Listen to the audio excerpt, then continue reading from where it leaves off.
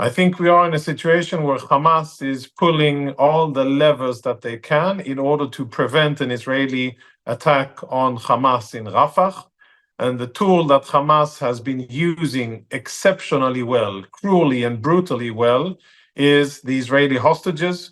We've seen 3 videos of Israeli hostages released in a matter of days. That is not a coincidence. It is a concerted psychological warfare effort by Hamas to apply pressure on Israeli decision makers in order to avert an Israeli strike on Rafah.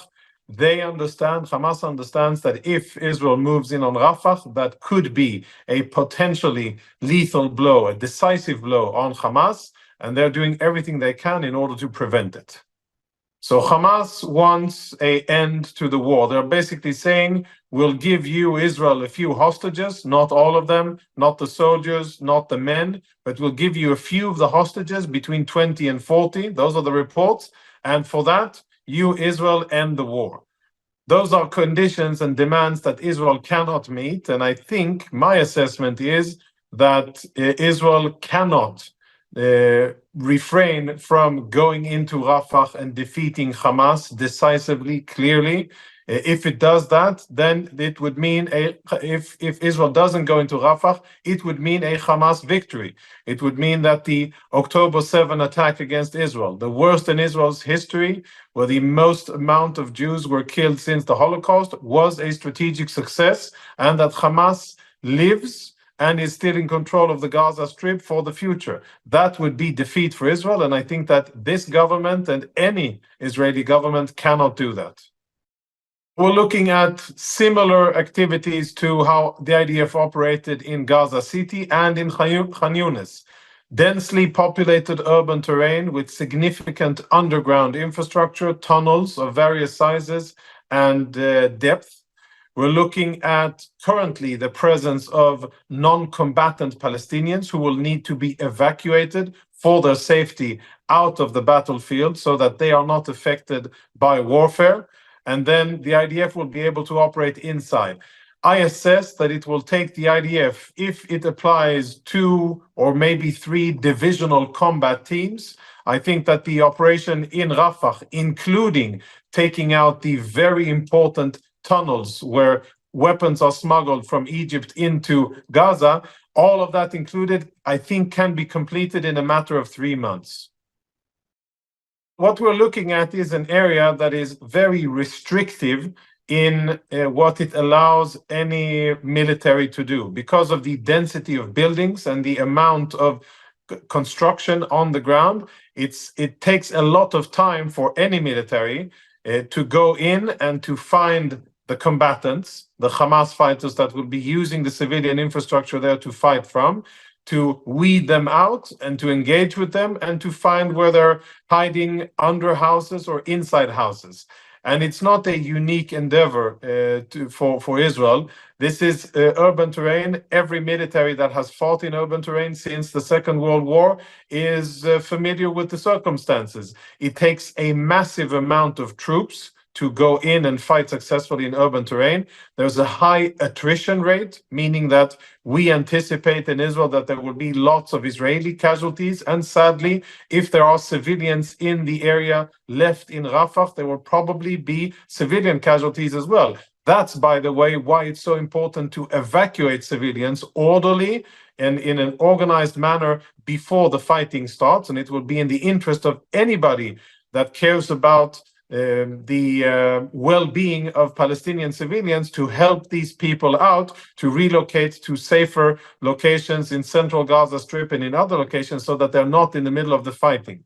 But I think that the Israeli public will be bracing itself for many soldier casualties, and hopefully that number will be as low as possible, and hopefully the amount of non-combatant Palestinians affected by the fighting will be as low as possible as well. For Israel to allow these Hamas terrorists and leaders to escape with their lives intact out of Gaza into relative security in whatever location it will be, I find that a very odd suggestion, and I don't think that it will happen. I think that what we will see after the dust settles in Gaza, after Israel goes in and takes Rafah, is a Munich 72 kind of campaign, where Israeli security organizations will go on a long and very important manhunt to track down each and every Hamas senior leader, whether it is in Qatar, in Turkey, in Egypt, in Indonesia, or wherever they will be hiding. Israel will, I think, spend tremendous efforts in order to get that message across, that once you do such an atrocious attack against Israeli civilians, only one fate awaits you, and that is death by Israeli hands. Yeah, I understand that the government is very concerned with this, and there are frantic efforts, including conversations with Washington, London, and a few other key capitals and administrations around the world in order to avert this. This, I think, would be a very significant blow to Israel's ability to continue to fight, to its legitimacy, to its international standing. I think it would be a terrible mistake.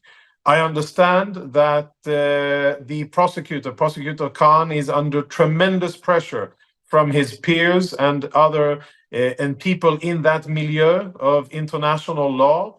Many of them are bloodthirsty for Israeli blood, metaphorically speaking, and they want to see active measures against Israel, and they want to see Israel suffer. And I think that the prosecutor is under quite a lot of pressure to do something.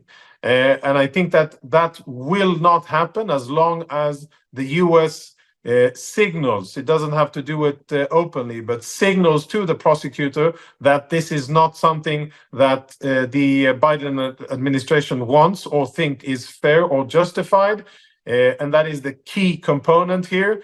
I definitely think that hope that it won't happen, because if it does, it may push Israeli decision makers even to further extremes, and it may cause a rationale of thinking that if by already being very limited in our use of force and by already going to extra length in order to not to hit civilians in combat and in order to evacuate Palestinian civilians out of the battlefield, if even when we do these efforts, we are put on court or put on trial, then why not do what we need to do altogether in a different way? So it could actually have the opposite effect, the desired effect.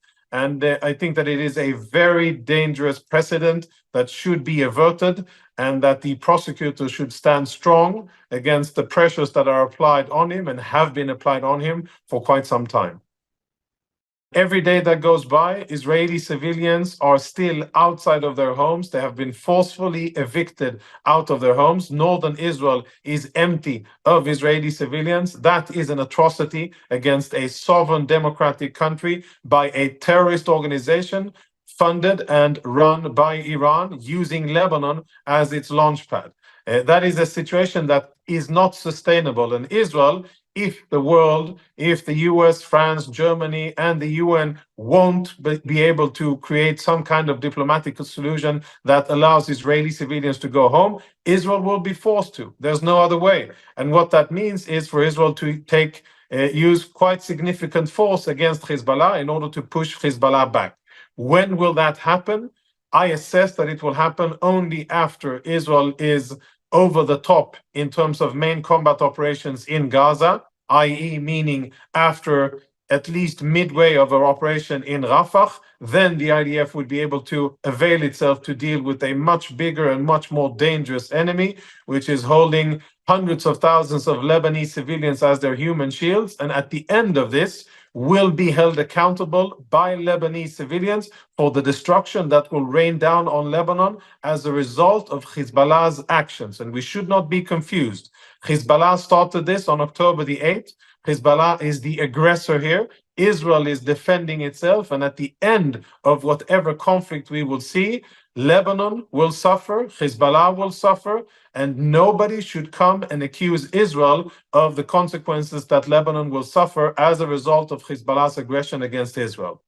Both Iran and Israel have crossed their respective Rubicons when it comes to the fight against each other. And I think that there is no turning back. I think that what we saw is the end of round one, but round two is close and imminent.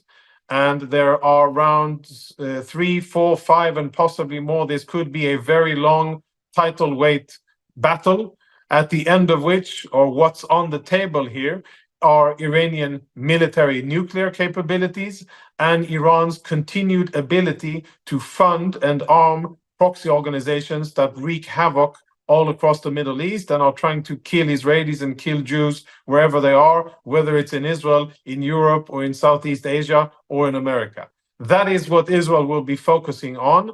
Unfortunately, Israel has a lot on its plate when it comes to enemies. We spoke about Hamas, Hezbollah. We're now speaking about the source of hostilities towards Israel, and that is the Islamic Republic of Iran. And Israel eventually will have to deal with Iran as well. My hope is that Israel will do it wisely as part of a regional and global coalition, and that it will use the opportunity of fighting Iran in building a coalition with the Saudis and other like-minded Sunni states in the region, and that it will have strong and unwavering American and Western support, because what Israel is doing is fighting for itself, but it will greatly benefit the West, Europe, and the US if and when Israel will finally take Iranian hostile capabilities off the table and rearrange the Middle East into something that we haven't seen since the Iranian Revolution in 1979, basically a region free of the world's largest state sponsor of terrorism, which is Iran. But that is far in the future, I'm afraid.